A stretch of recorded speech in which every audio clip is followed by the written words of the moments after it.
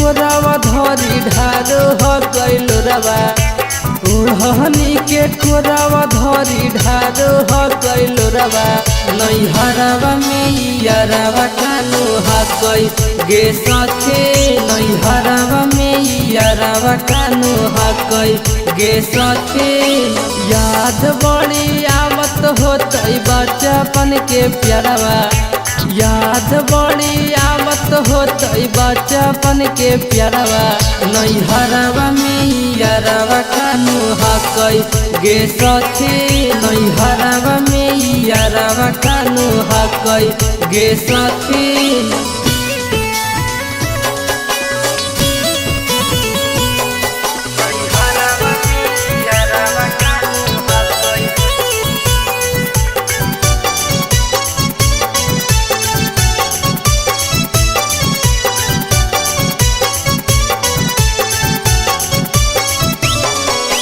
अब कैसे सटबै हमहू ओकरो नियरवा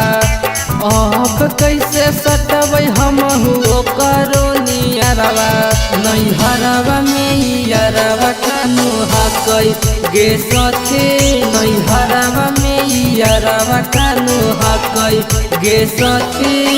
धक धक धड़क होई हमार जियरवा धक धक धड़क होई हमार जियरवा नैहरवा में यारवा कानो हकई गे सखे नैहरवा में यारवा कानो हकई गे सखे नैहरवा में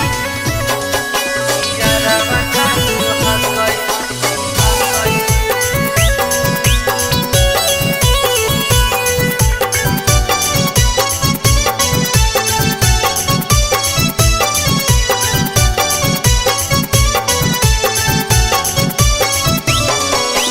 आशीष अमर जीत हमर जा होतई घरवा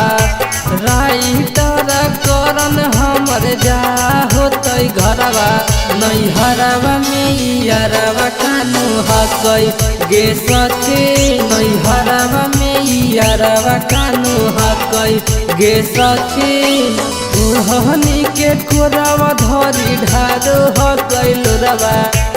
ओढ़नी के कोरावा धरी ढारो हो गइल रवा नैहरवा में यारवा कानो हकई गे सखे नैहरवा में यारवा कानो हकई गे सखे। Mix by Ganga recording studio Patna.